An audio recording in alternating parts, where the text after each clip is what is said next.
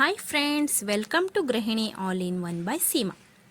ಇವತ್ತು ಸೂಪರ್ ಟೇಸ್ಟಿಯಾಗಿರುವ ಪಾತೋಳಿ ರೆಸಿಪಿಯನ್ನು ಹೇಗೆ ಮಾಡೋದು ಅಂತ ನೋಡೋಣ ಬನ್ನಿ. ಇಲ್ಲಿ ನಾನು ಒಂದು ಸ್ವಲ್ಪ ಅಕ್ಕಿ ಹಿಟ್ಟನ್ನು ತೊಗೊಂಡಿದ್ದೇನೆ. ಅದರಲ್ಲಿ ಎಷ್ಟು ರುಚಿಗೆ ಬೇಕು ಅಷ್ಟು ಉಪ್ಪನ್ನು ಹಾಕ್ಕೊಳ್ಳಿ. ಹಾಗೆ ಒಂದು ಸ್ವಲ್ಪ ಬೆಲ್ಲ ಹಾಗೆ ಇಲೈಚಿ ಪೌಡರನ್ನು ಹಾಕಿ ಇದನ್ನು ಚೆನ್ನಾಗಿ ಕಲಿಸ್ಕೊಳ್ಳಿ.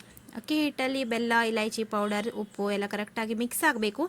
ಅಲ್ಲಿ ತನಕ ಇದನ್ನು ಮಿಕ್ಸ್ ಮಾಡಾದ ನಂತರ ಸ್ವಲ್ಪ ಉಗುರು ಬೆಚ್ಚಗೆ ನೀರು ಮಾಡಿಕೊಂಡು ಅದರಲ್ಲಿ ಒಂದು ಸ್ವಲ್ಪ ಅರಿಶಿಣ ಪುಡಿಯನ್ನು ಹಾಕ್ಕೊಳ್ಳಿ. ಈಗ ನೋಡಿ, ಇಲ್ಲಿ ಅರಿಶಿಣ ಪುಡಿಯನ್ನು ಹಾಕ್ಕೊಳ್ತಾ ಇದ್ದೇವೆ. ಈಗ ಒಟ್ಟಿಗೆ ಇದನ್ನೆಲ್ಲ ಚೆನ್ನಾಗಿ ಕಲಿಸ್ಕೊಳ್ಳಿ. ನೀರು ಸ್ವಲ್ಪ ಉಗುರು ಬೆಚ್ಚಗೆ ಆಗಿರಬೇಕು.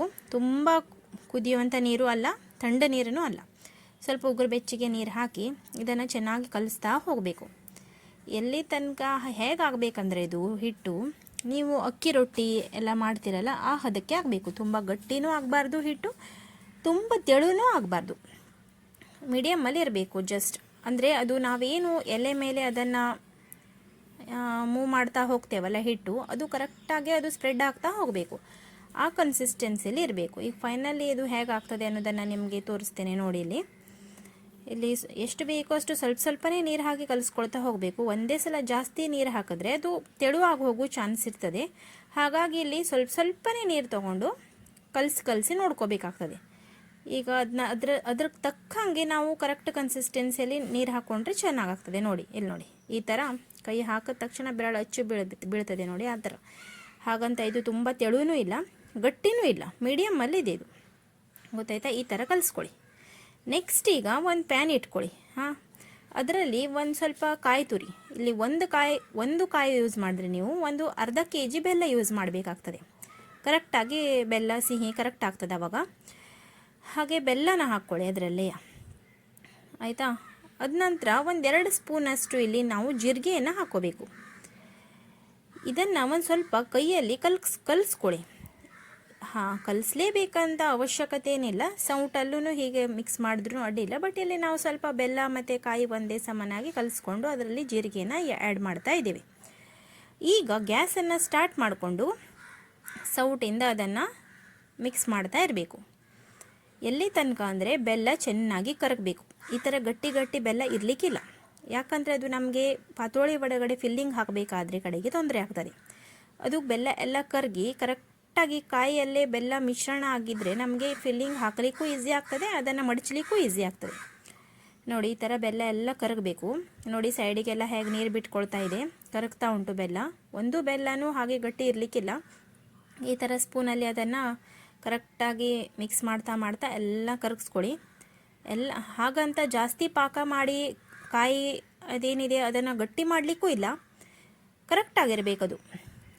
ತೆಳುನೂ ಇರಬಾರ್ದು. ನೋಡಿ, ಈ ಕನ್ಸಿಸ್ಟೆನ್ಸಿ ಬೆಲ್ಲ ಎಲ್ಲ ಕರಗಿ ಇಷ್ಟು ಮೀಡಿಯಮಲ್ಲಿ ಇದೆ. ಅದು ತುಂಬ ಗಟ್ಟಿ ಇಲ್ಲ, ತೆಳುನೂ ಇಲ್ಲ. ಆ ಥರ ಫಿಲ್ಲಿಂಗ್ ಹಾಕಬೇಕಾದ್ರೆ ನಿಮಗೆ ಗೊತ್ತಾಗ್ತದೆ ತಾನೇ, ಆಯ್ತಲ್ಲ? ಇಷ್ಟಾದ ನಂತರ ಫ್ರೆಂಡ್ಸ್, ಈಗ ಏನು ಎಲೆ ಇದೆಯಲ್ಲ ಅದನ್ನು ಮೇಲಿನ ಎಂಡನ್ನು ಕಟ್ ಮಾಡಿ ಇಟ್ಕೊಂಡು ಚೆನ್ನಾಗಿ ತೊಳೆದು ಇಟ್ಕೋಬೇಕು. ಹಾಗೆ ಏನು ಹಿಟ್ಟನ್ನು ಕಲಿಸ್ಕೊಂಡಿರ್ತೇವಲ್ಲ ನಾವು, ಅದನ್ನು ಈ ಥರ ಬೆರಳುಗಳ ಹೆಲ್ಪಿಂದ ಈ ಥರ ಸ್ಪ್ರೆಡ್ ಮಾಡ್ತಾ ಹೋಗಬೇಕು.